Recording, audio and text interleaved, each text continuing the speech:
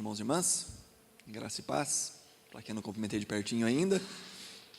Abra sua Bíblia em Marcos, capítulo 16.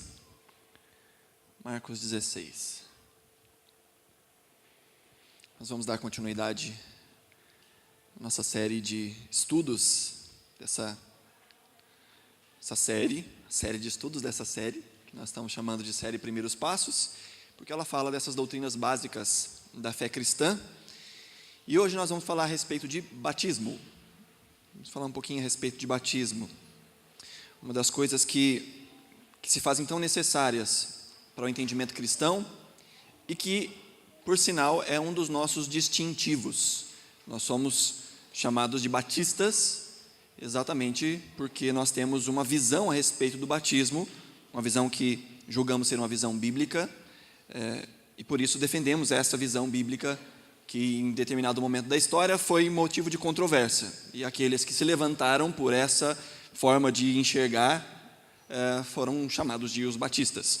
Então nós cremos no batismo e de uma forma específica, como a Bíblia vai tratar, e eu espero ter a capacidade de mostrar para os irmãos o quanto a Bíblia é clara a respeito dessa doutrina do batismo e quanto ela é importante de ser entendida, compreendida dentro da teologia bíblica. Vamos ler aí Marcos capítulo 16, um texto que é muito conhecido, mas nós vamos ler mesmo assim, verso 15. Marcos 16, verso 15, essa é a famosa grande comissão, ou o grande chamado de Cristo para com os seus discípulos, o que nos engloba. Marcos 16, verso 15. E disse-lhes: vão pelo mundo todo e preguem o evangelho a todas as pessoas. Quem crer e for batizado será salvo, mas quem não crer será condenado. Então aqui nós temos o mandado de Jesus a respeito dessa prática, a prática do batismo, e que o batismo ele deve ser praticado na sequência da pregação do evangelho. Vão por todo mundo, pregue o evangelho. Quem crer, então, vai ser batizado. Quem crer e for batizado será salvo. Quem não fizer assim, esse já está experimentando condenação sobre a sua vida. Então, o batismo, ele vem na sequência da pregação do evangelho, do arrependimento, e é um pouco do que nós vamos falar aqui. Nós temos falado, então, nessa série de pequenos estudos, falamos sobre salvação há 3 lições atrás, e depois falamos que essa salvação, o entendimento de quem nós somos, falamos sobre pecado aqui também, o entendimento de quem nós somos, o entendimento de quem Deus é, de quem Cristo é, nos coloca numa posição de busca por arrependimento, numa posição de reconhecer que nós necessitamos da graça e da misericórdia do Senhor. O fato de nos arrependermos sinceramente causa aquilo que nós chamamos de salvação ou de novo nascimento. Uma pessoa que nasce de novo, ela recebe uma nova vida. Então, recebemos de Deus, aí tem um quadro explicativo, recebemos de Deus uma nova vida quando nos arrependemos e cremos no Evangelho. A partir de então, nós assumimos com Deus um compromisso, que foi a lição que nós tratamos na última semana, nas últimas 2 semanas. O compromisso com Deus. E esse compromisso, ele é evidenciado, ou ele é simbolizado, ele é colocado publicamente através desse símbolo que é chamado de o batismo. Então, o batismo é esse ato simbólico que demonstra essa realidade. É uma confissão pública de nosso arrependimento, fé e desejo de caminhar na vontade de Deus. Falamos um pouquinho sobre isso na última lição, sobre compromisso com Deus, que quando nós temos esse compromisso com o Senhor, ou buscamos ter esse compromisso com o Senhor, nós evidenciamos isso através de uma vida diferente, de uma vida transformada, de uma mudança de vida. E essa mudança de vida é apoiada por um ato simbólico, público, em que nós declaramos: eu morri para aquela velha vida e eu estou nascendo para viver em novidade de vida. Esse ato simbólico acontece no batismo. O batismo, então, é essa confissão pública de uma fé já existente, de uma verdade já existente. Ela é a comprovação exterior de uma realidade interior. É deixar claro externamente algo que nós reconhecemos como certo internamente. Por isso que o batismo ele é praticado por aqueles que creem, e não, o batismo não é praticado por aqueles que vão crer. O batismo é praticado por aqueles que creem, e porque creem, se batizam de forma pública, mostrando que creem. Então, o que seria o batismo? O batismo cristão é esse ato público de testemunho de uma realidade que já aconteceu, e essa realidade aconteceu no momento da conversão. Por obediência a Jesus, nós nos batizamos, e representa a morte para o mundo e para o pecado, e a novidade de vida em Cristo para Deus. Como nós vimos no início dessa aula de hoje, Jesus é quem dá essa instrução. Nós vimos em Marcos, capítulo 16, no finalzinho do Evangelho de Marcos, a chamada Grande Comissão. Essa Grande Comissão também é exposta por Mateus. Mateus também fala dessa Grande Comissão, lá em Mateus 28. Mateus 28, versos 19 e 20, nós vemos Jesus dizendo aos seus discípulos: portanto, vão e façam discípulos de todas as nações, batizando-os em nome do Pai, e do Filho, e do Espírito Santo, ensinando-os a obedecer a tudo que eu os ordenei, e eu estarei sempre com vocês até o fim dos tempos. Vemos então a expansão, ou a forma como Mateus trata, ela é mais detalhada das coisas que Jesus instruiu aos seus discípulos para que fizessem. Jesus disse: vão e façam discípulos, é o equivalente a vão e preguem o Evangelho. Mas não é só um pregar o Evangelho de simplesmente lancem palavras ao vento. É traga as pessoas, ensine a tal ponto que essas pessoas se transformem em discípulos. Discípulos de quem? Discípulos de Jesus, por intermédio dos seus discípulos, por intermédio da igreja. Jesus, em João capítulo 17, faz uma oração, e ele faz a chamada oração sacerdotal, em que ele ora pelos seus discípulos. Em determinado momento da sua oração, Jesus diz: Pai, eu não oro somente por estes, mas oro também por aqueles que vão crer em mim por intermédio desses. Jesus ora por nós, que nós seríamos discípulos de Jesus por intermédio dos discípulos de Jesus. A pregação, uma vez ouvida pelos seus discípulos, experimentada pelos seus discípulos, comprovada pelos seus discípulos, chegaria até nós por intermédio desse discipulado, em que vamos transmitindo a verdade do Senhor de pessoa para pessoa. Então, quando nós lidamos ou encaramos isso, nós estamos falando sobre a Grande Comissão, e a Grande Comissão fala: pregue o Evangelho, faça discípulos. E como é que se faz discípulos? Ou qual é a parte constituinte desse processo de fazer discípulos? Batizar em nome do Pai, do Filho e do Espírito Santo. Mas só isso? Não, ensinar a obedecer todas as coisas que o Senhor nos ordenou. Aqui a gente tem praticamente a fórmula do ministério cristão. Nós, uma vez convertidos, vamos e pregamos o Evangelho. Aquele que crê, esse passa pelas águas do batismo como confissão pública da sua fé. E uma vez batizado, este continua numa caminhada de conhecimento de quem Deus é, através do ensino, através do discipulado. Tudo isso, então, é feito dentro dessa comunidade que nós chamamos de igreja, dentro desse corpo de Cristo que se organiza em pequenas comunidades. E nessas pequenas comunidades, os cristãos são aqueles que pregam o Evangelho, os cristãos reunidos batizam em nome do Pai, do Filho e do Espírito Santo, e os cristãos reunidos se ocupam do ensino, o ensino formal e do ensino comunitário, a falar um com o outro, a ensinar um ao outro. Esse é o resumo das obrigações cristãs concernente à chamada de Deus. E essa é uma obrigação de todos os cristãos. Pregar o Evangelho e levar ao batismo e levar à obediência ao ensino. Isso nós fazemos em comunidade. Esse então é o chamado de Jesus, e Jesus então endossa esta prática, que é a prática do batismo. Jesus não institui o batismo no sentido de que não havia antes e agora passa a haver. Batismo já havia antes de Jesus. Na verdade, Jesus foi batizado antes de dizer: vão e batizem. Quem lembra um pouco do relato de Mateus, início de Mateus, início de Marcos, início de Lucas, fala a respeito do batismo de Jesus, início de João, se não me engano também, do batismo de Jesus, em que Jesus vai até o homem João, que era chamado de João Batista, e Batista não era o sobrenome dele, embora haja muitos batistas como sobrenome hoje em dia, mas Batista não era o sobrenome de João.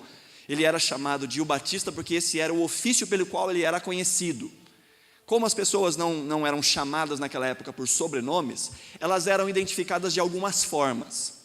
As pessoas que tinham algum tipo de proeminência diante da sociedade eram chamadas por apelidos ou por ofícios. Então nós vemos, por exemplo, Paulo falando sobre um homem lá em uma das suas cartas que era chamado de Alexandre o Ferreiro. Então ele era conhecido como Alexandre, aquele que tinha uma ferraria. Então ele tinha uma forma, um trabalho que era reconhecido. Então quando alguém falava: Alexandre, mas qual Alexandre? Tem tanto Alexandre por aí? Não, Alexandre o Ferreira. Ah, tá, já sei quem que é. Uma outra forma de reconhecer as pessoas era através da sua família. Por isso muitas pessoas eram chamadas: esse é fulano, filho de fulano. E aí quando o negócio ainda ficava difícil, filho de fulano, filho de fulano, filho de fulano, e fazia toda aquela volta até chegar na genealogia de alguém mais conhecido. Eu sei quem é a família dele. Não sei bem quem ele é, mas sei quem é o pai, sei quem é o avô, sei quem é o bisavô. Então as pessoas eram identificadas dessa forma. E João, então, ele era chamado de João o Batista por causa do seu trabalho, como um profeta que levava as pessoas ao batismo. E esse batismo, como o próprio João vai dizer, é o batismo do arrependimento. Jesus toma como propriedade este símbolo que já acontecia, que inclusive acontecia em outras culturas. Jesus aproveita este símbolo e ele institui esse símbolo como o símbolo dos cristãos. Ele se apropria daquilo que ele mesmo fez. Há determinado momento em que Jesus vai até João para ser batizado, e João Batista diz para ele: Senhor, quem sou eu para batizar o Senhor? E você que tinha que me batizar, eu não sou digno de te batizar. Lembra o que Jesus fala para ele? Alguém lembra? Deixa assim, deixa contar. Jesus está dizendo: olha, que sirva como exemplo. Se eu estou me submetendo, meus filhos, meus discípulos não se submeteriam? João, deixa contar, me batiza, isso é necessário. E após o batismo de Jesus, nós lembramos da passagem em que o Espírito Santo em forma de pomba vem sobre ele, e do céu ouve-se a voz, as palavras: eis o meu filho amado, em quem me comprazo. Um dos evangelhos diz: eis o meu filho amado, em quem me comprazo, a ele ouvi. Então, nós vemos Jesus instituindo o batismo como esse distintivo dos seus discípulos. Então, como falamos, o batismo ele é um sinal público, e esse sinal público, então, demonstra algumas características, ou aponta para algumas realidades, o que esse símbolo fala, ou quais são os apontamentos desse símbolo, o símbolo do batismo. O primeiro que nós vemos aí é a união com Cristo na sua morte e ressurreição, assumindo o compromisso de uma nova vida. Então, o primeiro símbolo que nós podemos destacar do batismo, como nós já vimos em Romanos capítulo 6, versos 1 a 4, quando Paulo diz: que diremos então? Continuaremos pecando para que a graça aumente? De maneira nenhuma. Nós, os que morremos para o pecado, como podemos continuar vivendo nele? Ou vocês não sabem que todos nós que fomos batizados em Cristo Jesus, fomos batizados em sua morte? Portanto, fomos sepultados com ele na morte por meio do batismo, a fim de que, assim como Cristo foi ressuscitado dos mortos mediante a glória do Pai, também nós vivamos uma vida nova. Então, o símbolo do batismo, ele é o símbolo da morte e ressurreição do cristão, à semelhança da morte e ressurreição de Cristo. Nós fomos sepultados com Cristo em sua morte através do batismo, com o símbolo do batismo. O símbolo do batismo é o sepultar de uma velha vida. E quando o cristão se levanta daquele momento do batismo, se levanta das águas, ele está então testemunhando ou simbolizando uma ressurreição, uma vida nova, uma nova forma de viver. É o que Paulo diz aí no versículo 4 de Romanos 6. Colossenses capítulo 2 também fala um pouquinho sobre isso. Paulo também fala aos Colossenses, capítulo 2, versos 12 e 13. Paulo diz: isso aconteceu quando vocês foram sepultados com ele no batismo, e com ele foram ressuscitados mediante a fé no poder de Deus que o ressuscitou dentre os mortos. Quando vocês estavam mortos em pecados e na incircuncisão da sua carne, Deus os vivificou com Cristo, ele nos perdoou todas as transgressões. Então aí o batismo está mais uma vez sendo associado a essa morte e a essa ressurreição. E aqui Paulo usa uma palavra estranha, essa tal dessa incircuncisão, porque ele vem numa lógica, ele vem falando a respeito disso. No versículo 9, anterior a esse, eu não coloquei ele aí, no versículo 9, Paulo diz: pois em Cristo habita corporalmente toda a plenitude da divindade, e, por estarem nele, que é o cabeça de todo o poder e autoridade, vocês receberam a plenitude. Então Paulo está dizendo: olha, Jesus tem toda a plenitude, e porque vocês estão nele, em Cristo, que é o cabeça, então vocês agora receberam essa plenitude. Verso 11 ele diz: nele também vocês foram circuncidados, não com uma circuncisão feita por mãos humanas, mas com uma circuncisão feita por Cristo, que é o despojar do corpo da carne. Então ele vem falar sobre isso. Paulo está falando que esse ato de Jesus, a morte de Jesus, em que nós somos sepultados com Jesus por intermédio do batismo, ele é um equivalente ao que acontecia na antiga aliança. O que acontecia na antiga aliança?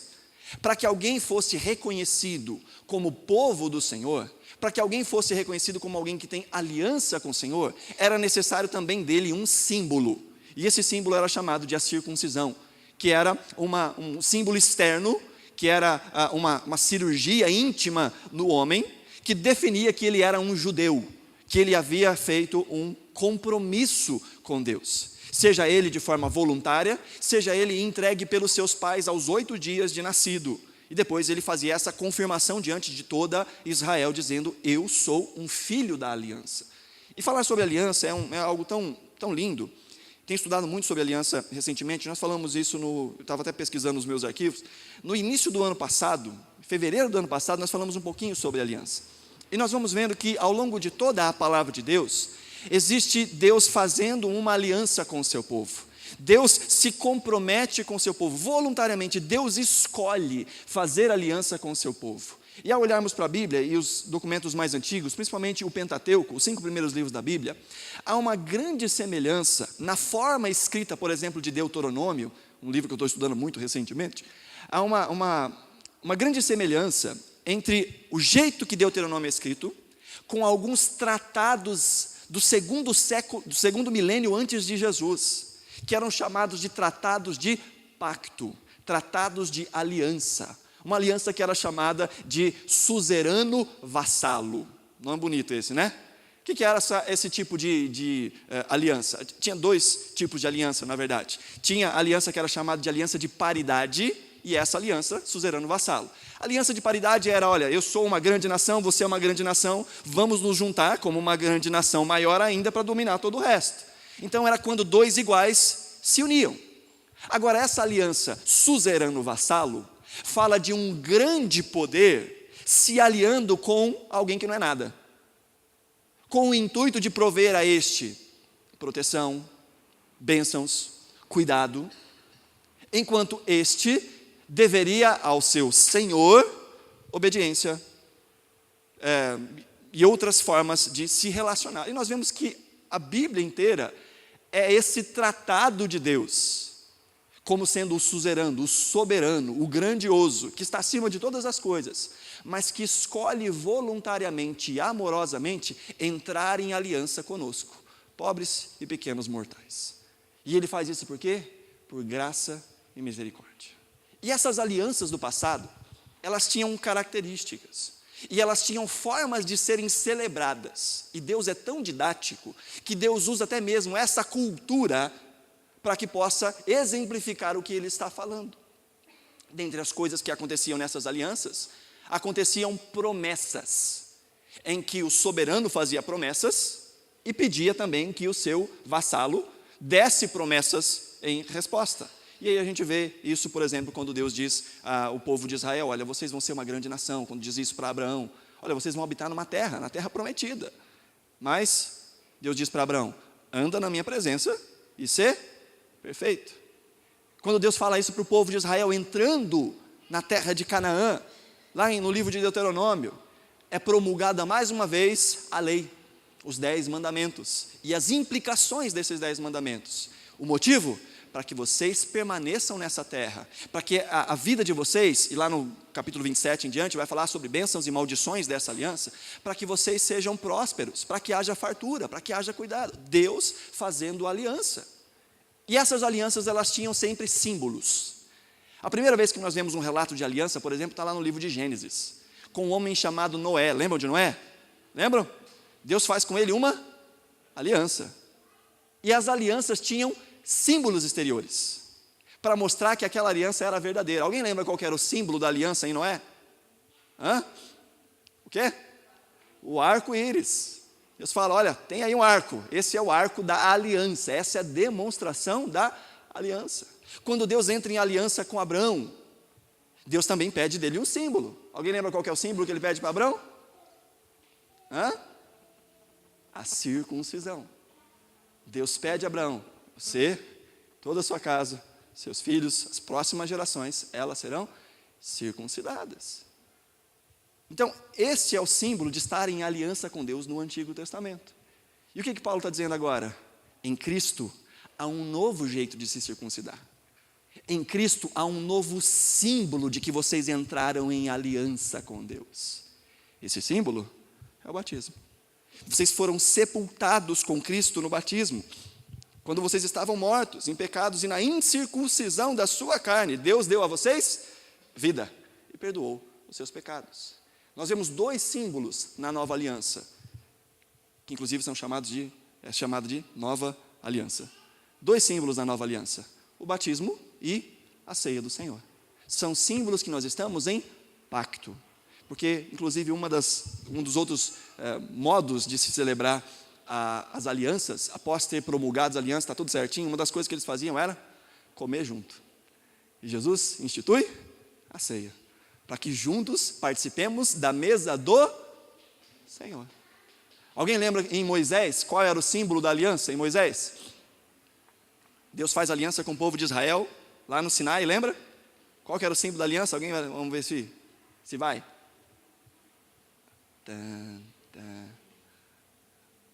As tábuas dos 10 mandamentos, que inclusive ficavam num lugar muito especial. Lembra onde essas tábuas foram depositadas? Aonde? Na Arca da Aliança. O símbolo da aliança de Deus com o seu povo. Então agora, quando nós olhamos a nova aliança, Jesus mostra, olha, o símbolo desse pacto, o símbolo desse compromisso, o símbolo externo dessa verdade interna de que vocês agora são o povo de Deus. Esse símbolo passa a ser o batismo.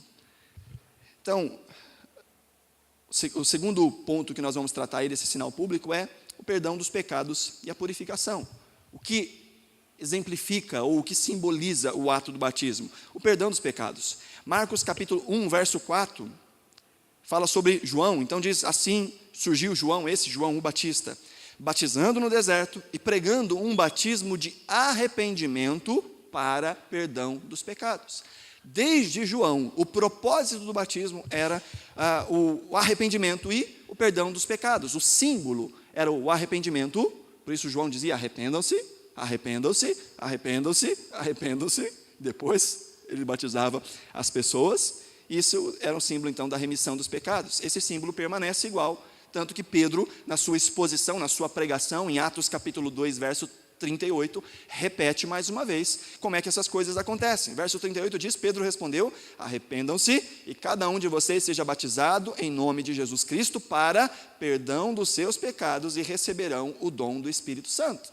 Então, mais uma vez, o batismo associado com o arrependimento, associado com o perdão de pecados. Então quer dizer que quando eu me batizo, os meus pecados são perdoados? Não, o batismo é a simbolização, é a exteriorização de que você se arrependeu e porque se arrependeu, foi perdoado dos seus pecados. O batismo é esse ato de mostrar, colocar para fora aquela realidade interior, a realidade de ter nascido de novo, a realidade de ter tido os seus pecados perdoados. Paulo, quando Paulo é preso em Jerusalém, ele provoca uma grande comoção ali, e enquanto ele está se despedindo ali daquele povo que queria matá-lo, sendo levado pelos soldados romanos, Paulo fala: deixa eu falar com essa galera um pouquinho. E os soldados permitem, então ele sobe em alguns degraus, e olhando para o povo, começa a contar o testemunho da sua conversão. Enquanto ele conta o testemunho da sua conversão, ele fala que quando ele cai na estrada de Damasco, seus olhos ficam fechados. Um homem chamado Ananias vem até ele para cuidar dele, a pedido do Senhor, para chamá-lo ao arrependimento e para dar-lhe novamente as vistas. E dentre esse diálogo que Paulo está falando sobre o seu testemunho, em Atos 22, verso 16, Paulo diz uma das frases de Ananias, que é: e agora, o que está esperando? Levante-se, seja batizado e lave os seus pecados, invocando o nome dele. Paulo diz sobre esse momento em que ele é inquirido por este homem de Deus a batizar-se, como um símbolo de lavar os seus pecados, como um símbolo de lavar quem ele é e invocar o nome de Cristo. Então nós vemos que um dos símbolos desse batismo, ou uma das coisas que o batismo aponta, é a remissão, o lavar dos pecados. E, por último, aí nós temos o recebimento do Espírito Santo. Também ali em Atos capítulo 2, verso 38, finalzinho ali do texto diz, Pedro dizendo: arrependam-se, cada um de vocês seja batizado em nome de Jesus Cristo para perdão dos pecados e receberão o dom do Espírito Santo. Nós vemos também isso em 1 Coríntios capítulo 12, verso 13, mais uma vez Paulo dizendo: pois em um só corpo todos nós fomos batizados em um único Espírito, quer judeus, quer gregos, quer escravos, quer livres, e a todos nós foi dado de beber de um único Espírito. Paulo está falando: olha, nós somos uma só coisa, nós fomos batizados no corpo de Cristo, nós fomos mergulhados no corpo de Cristo, em um só Espírito, e nos foi dado de beber desse Espírito. Então, o batismo fala também desse recebimento do Espírito. O batismo fala de fazer parte do corpo de Cristo, o texto que nós acabamos de ver também, 1 Coríntios 12, 13, fala sobre isso, sermos batizados em um só corpo, independente de judeus, de gregos, de escravos, de livres, somos todos uma coisa só, porque estamos no corpo de Cristo. Mas também Gálatas capítulo 3, versos 26 a 28, o apóstolo Paulo mais uma vez diz: todos vocês são filhos de Deus, mediante a fé em Cristo Jesus. Pois os que em Cristo foram batizados, de Cristo se revestiram. Não há judeu, nem grego, escravo, nem livre, homem, nem mulher, pois todos são um em Cristo Jesus. Aqueles que estão em Cristo Jesus fazem parte do corpo de Cristo Jesus. Fazem parte daquilo que nós chamamos de a igreja de Cristo. E a igreja de Cristo está muito além de simplesmente uma organização religiosa. Ser igreja de Cristo é pertencer a Cristo, pertencer a este corpo de Cristo, a pertencer a essa unidade daqueles que se entendem como pecadores, que se arrependem dos seus pecados, que clamam ao Senhor por uma intervenção em sua vida, por isso nascem de novo, experimentam novidade de vida e fazem com Deus um compromisso que é evidenciado através do batismo. Então, além do significado espiritual, o batismo é o meio pelo qual o convertido se vê integrado a uma comunidade de fé local, a igreja, se tornando efetivamente um membro. Ao se batizar, então, na nossa comunidade, por exemplo, esse regenerado, esse que nasceu de novo, afirma a sua identificação com a igreja local e a aceitação de sua liderança espiritual, visão e ensinamentos. Nós somos chamados a sermos batizados dentro do corpo de Cristo. Mas onde é que nós somos batizados? Quem é que ministra esse batismo? É a autoridade da igreja, dos irmãos em Cristo. Então, onde é que eu escolho ser batizado? Eu escolho o lugar onde eu reconheço que ali é a minha casa. Ali é o meu lugar, ali em que eu quero pertencer, é ali que eu quero criar os meus filhos, é ali que eu quero desenvolver a minha fé. Eu reconheço a autoridade espiritual das pessoas que Deus tem colocado sobre mim. Eu reconheço os ensinamentos como sendo ensinamentos bíblicos, como ensinamentos que são de fato inspirados na palavra de Deus, os quais eu concordo. Então, ao me batizar, eu estou me fazendo parte, eu estou, como alguns vão dizer, membrando naquela comunidade. Eu estou dizendo: olha, eu sou agora membro. Eu não sou só um visitante, eu não sou só alguém que gosta de vir, de ouvir, de participar de algumas coisas. Não, eu quero ser alguém ativo nessa comunidade. Eu quero ser parte dessa comunidade. É claro que em todas as igrejas, assim como a nossa congregação, para que você faça parte dela, não precisa se batizar. Para que você esteja no nosso meio e participe de todas as coisas, não precisa se batizar. Agora, para ser membro, aí precisa ser batizado. E qual a diferença de fazer parte e ser membro? A diferença está nas responsabilidades. Alguém que diz: eu quero ser membro dessa comunidade, diz: eu quero me responsabilizar pelos rumos dessa comunidade. Eu quero ser alguém que está ativo, que está comprometido com o crescimento e a manutenção dessa comunidade da qual eu entendo que Deus me plantou. Ser membro é usar a sua vida para a glória de Deus, juntamente com os irmãos que eu reconheço como parte deste grupo, desta membresia. Nós vemos algo muito parecido aí em Atos, capítulo 2, verso 41, que diz que os que aceitaram a mensagem foram batizados. Aí está 2,41, eu acho que é 2,47. Deixa eu conferir aqui. Acho que eu anotei errado o texto aí.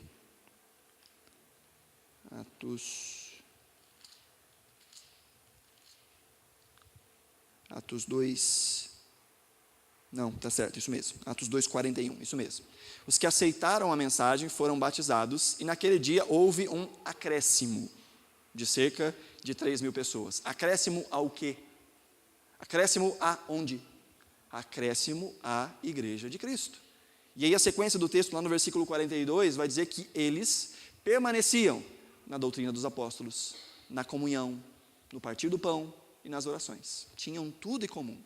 Mais à frente vai dizer que eles permaneciam unânimes no templo e repartindo pão de casa em casa. Fala dessa organização, desses cristãos que amam ao Senhor Jesus, e porque amam o Senhor Jesus, caminham juntos, porque entendem que necessitam uns dos outros, que necessitam de cuidado, que necessitam de apoio, que necessitam de discipulado, que necessitam de expor os seus pecados uns aos outros, que precisam de aconselhamento mútuo, que precisam prestar contas para alguém. Nós vivemos nesses dias um movimento que é chamado de movimento dos desigrejados. Gente que diz, eu amo a Deus, eu amo a Jesus, mas eu odeio a igreja. Igreja só tem gente imperfeita, né? Grande novidade, né? Banco só tem gente imperfeita, supermercado só tem gente imperfeita, hospital só tem gente imperfeita. Por quê? Porque onde tem gente tem imperfeição, né? Teve um pastor dizendo uma vez assim, se você encontrar uma igreja perfeita, não faça parte dela, porque no dia que você entrar, ela deixa de ser perfeita. Aonde existe gente, existe imperfeição. E quando a gente olha e fala assim, nossa, essa igreja é cheia de gente perfeita, a gente fala assim, graças a Deus, cabe mais um, vamos lá também. Então alguns vão dizer, não, eu amo a Jesus, eu amo a Cristo, eu amo a palavra de Deus, mas esse negócio de igreja não é comigo não. Eu prefiro ficar na minha casa, eu leio a Bíblia sozinho, eu oro sozinho, eu ouço as pregações pela internet, tem um monte de igreja aí que está pregando e colocando as coisas na internet, eu faço tudo isso lá em casa. E perde a preciosidade dessa comunhão, perde a preciosidade de prestar contas. Geralmente, quem não quer fazer parte de uma comunidade de fé, é gente que não quer prestar contas da sua vida para ninguém. É gente que diz, não, eu me basto.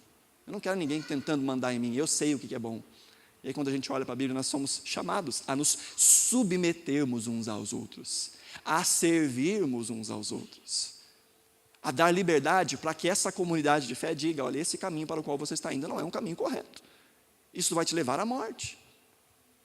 Agora as pessoas não querem ouvir esse tipo de coisa, por isso se afastam dessa comunidade chamada igreja, porque elas nunca dirão para si mesmas, olha, esse caminho que você está indo é um caminho que leva à morte. Então, evitam o confronto, evitam a prestação de contas. A comunidade cristã, ela tem esse valor tão precioso, de que nós nos pastoreamos. Pastoreado não é simplesmente a ação de um líder espiritual sobre uma congregação. Pastoreado é algo ativo de toda a comunidade de Cristo. É quando eu sei que o meu irmão está passando por algum tipo de dificuldade, de problema, ou necessita de um conselho, e eu que sou o irmão, vou fazer isso. Aquilo que está ao meu alcance, eu faço. Se eu não dou conta, eu passo para um escalão acima, né? Vou chamar um líder da igreja. Não dá conta? Chama um outro líder. E a gente vai tentando se ajudar. Responsável é aquele que vê o problema. Então, dentro dessa comunidade da fé, quando nós entendemos isso, nós entendemos que nós temos dons, que nós temos talentos, e que os nossos irmãos têm dons, têm talentos, e que nós devemos fornecer esses dons e talentos que nos foram dados por Deus, e receber desses dons e talentos que foram dados por Deus a outras pessoas, para que nós ajudemos e sejamos ajudados. Essa é a preciosidade da igreja do Senhor. Então, o batismo é essa forma pela qual as pessoas entram também em uma comunidade de fé. Elas dizem, olha, estou participando dessa comunidade, reconheço que Cristo Jesus é o meu Salvador, me arrependo dos meus pecados e quero professar isso publicamente. Publicamente onde? Na igreja que eu reconheço como sendo o lugar onde o Senhor me plantou. Então, passa pelas águas do batismo. Amém? E qual é a forma do batismo? Acho que vou parar nesse tópico. Qual é a forma do batismo? A forma do batismo, nós como batistas, aí vem o nosso distintivo, batistas, nós cremos que o batismo é administrado por imersão, onde o indivíduo se deita completamente dentro da água, até o último fio de cabelo. Eu vi até, aí é um pouco demais, né?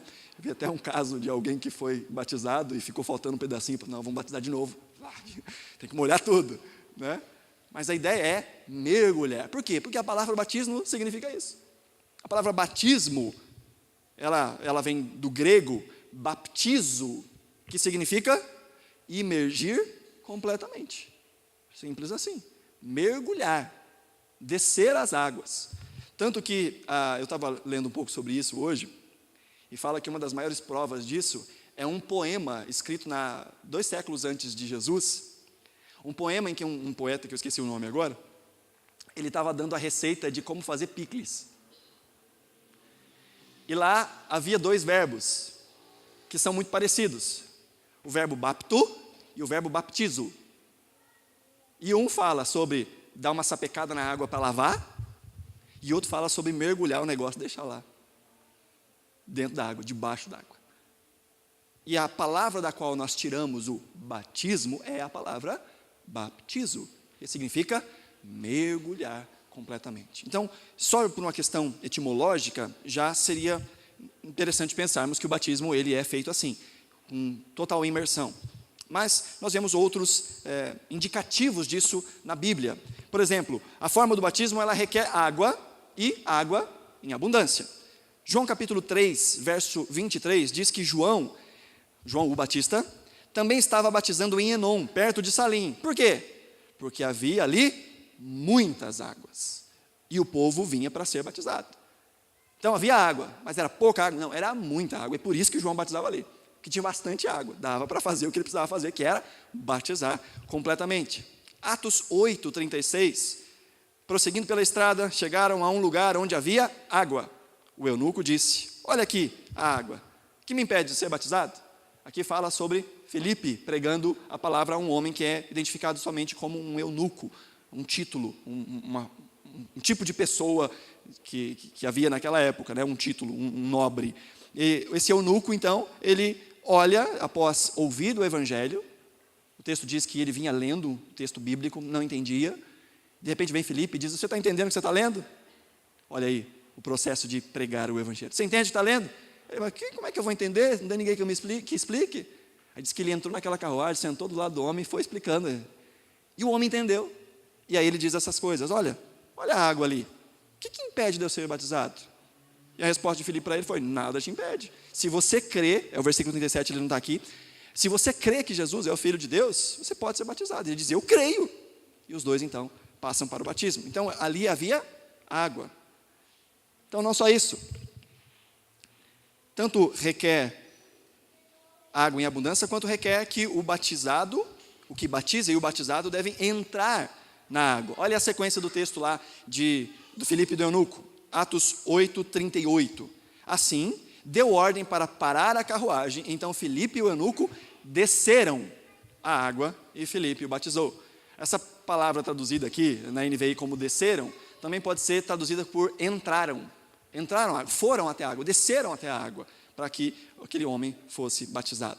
E, só para não, né, eu sei que faz parte da lógica, mas quem entra na água tem que sair, né? Quem entra na água tem que sair. Então, essa é uma outra prova que entraram na água. Então, tanto quem batiza como quem é batizado deve entrar na água e também deve sair da água, e nós vemos isso em Atos 8, 39. Quando saíram, de novo, o texto de eunuco, quando saíram da água, o Espírito do Senhor arrebatou Filipe repentinamente, o eunuco não o viu mais e, cheio de alegria, seguiu o seu caminho. Nós vemos então que eles passaram por esse momento do batismo e depois eles saíram da onde? Se eles saíram é porque eles entraram, não é? Entraram na água. Sequência. Mateus 3, 16. Mais um 3, 16 bom para a gente decorar aí. Falando sobre o batismo de Jesus. Assim que Jesus foi batizado, o que está escrito lá? Saiu da água. Se saiu é porque entrou. Naquele momento, então, o céu se abriu e ele viu o Espírito de Deus descendo como pomba e pousando sobre ele. Então, como batistas, nós cremos nessa forma de batismo. Nós chamamos de forma de batismo porque existem outras formas de batismos. E quanto a isso, nós entendemos que também é um símbolo. Se algum irmão veio de uma igreja evangélica, uma igreja que confessa o nome do Senhor, que crê nas mesmas verdades que nós cremos, mas que crê no batismo de uma forma diferente. Há um tipo de batismo, por exemplo, que é chamado de batismo por aspersão. Qual que é o batismo por aspersão? Aquele que joga aguinha na cabeça. Seja um pouquinho de água, seja derramar com um pouquinho de uma cumbuca, uma cuiazinha, jogar. Então esse é o batismo por aspersão. Nós não temos problemas em receber pessoas que em idade de consciência, como símbolo do seu arrependimento, passaram por esse batismo. Só cremos que essa é a forma mais adequada e, ao nosso ver, a forma mais bíblica de batismo, o batismo por imersão.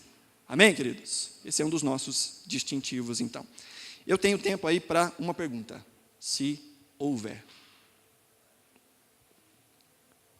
Fala, Hélio. Vai ter microfone? Não?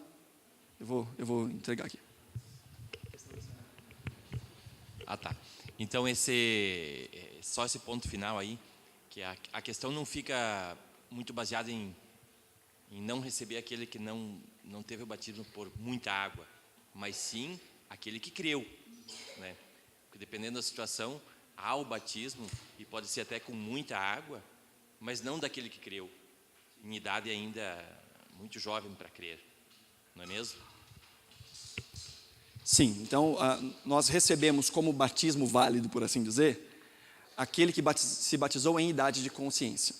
Como esse batismo se processou, isso dá para dizer, não, o símbolo é mais importante do que a forma. Nós entendemos que a forma é essa, mas o símbolo ou a confissão pública é mais importante do que a forma propriamente dita. Então, se em idade de consciência creu, aí tudo bem. Eu falo isso porque, assim, alguns dos nossos irmãos, nós temos algumas igrejas que são reconhecidas como igrejas sérias, igrejas que pregam a palavra de Deus e tal, e que creem que o batismo também pode ser administrado, como eu falei, por aspersão. E adultos, ao se converterem, na sua idade de consciência, são batizados assim, com aspersão de água na sua cabeça. Mas estes também entendem, lembra quando eu falei da circuncisão?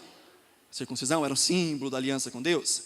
No Antigo Testamento, a circuncisão era feita por aqueles que criam no Senhor em idade adulta, se arrependiam e tal, criam, passavam a fazer parte do povo de Deus, mas também era feita em crianças. Ao 8º dia de nascimento, a criança era circuncidada, não porque ela creu, mas como um símbolo de que seus pais estavam entregando essa criança para ser criada na aliança de Deus, no meio do povo de Deus. Então era um símbolo do compromisso dos pais e não do arrependimento dos filhos. Então alguns dos nossos irmãos creem que como o batismo ele é esse equivalente à circuncisão, então eles também podem batizar os seus filhos em idade de criança. É claro que esse batismo também não é um batismo de remissão, um batismo de perdão de pecados, é um batismo de simbolismo, em que a igreja está reconhecendo e que os pais estão dizendo, diante do Senhor e diante da igreja, nós estamos fazendo um compromisso de criar essa criança no caminho do Senhor. Nós, como batistas, também fazemos isso. Só que nós chamamos de, alguém lembra? Apresentação. Enquanto que os nossos irmãos, por exemplo, os nossos irmãos presbiterianos, congregacionais, entendem que o batismo infantil é esse símbolo, porque está ligado à aliança da circuncisão, e eles fazem isso por, qual é a palavra? Sumiu. Por inferência. Eles dizem, não, já que era assim, então é assim. A gente não faz esse tipo de coisa. Mas a gente faz a mesma coisa através da apresentação. O que é a apresentação? Os pais estão se comprometendo diante do Senhor e diante da igreja que vão criar o seu filho no caminho do Senhor. E como é que fazem isso? Apresentando o seu filho diante da igreja, os seus filhos diante da igreja. Não é assim? E da onde que a gente tira isso como base? Alguém sabe? Qual é o texto bíblico que a gente faz isso como base? Jesus foi apresentado no templo. Mas por que Jesus foi apresentado no templo? Alguém lembra? Porque Jesus era judeu. E aos 8 dias, ele foi apresentado no templo para ser circuncidado. Então, com base nisso, nós apresentamos, ligando uma coisa na outra. A diferença é que não tem água. Tá? Então, se você conhece um irmão, uma irmã de uma igreja que prega a palavra do Senhor, que crê no Senhor, que crê na palavra de Deus, que administra a vida cristã de acordo com a palavra de Deus, e fala assim, poxa, mas vocês batizam crianças? Então, não se estranhe, não assuste. Há um equivalente entre o batismo e a circuncisão. Nós, enquanto batistas, não fazemos assim. Mas isso é uma questão nossa. Agora, nós como batistas, chega uma criança, foi batizada quando criança, em uma igreja de confissão evangélica, que ama o Senhor e tudo mais. Aí vem para cá, para a nossa igreja, já em idade de adolescente, de adulto. Essa criança precisa se batizar de novo na nossa igreja? Sim. Porque nós contamos o batismo como batismo da consciência, batismo do arrependimento. Amém? Para ser, então, membro, passa por esse processo. Expliquei tudo certinho, gente? Deu para entender tudo certinho? Verdade? Então tá.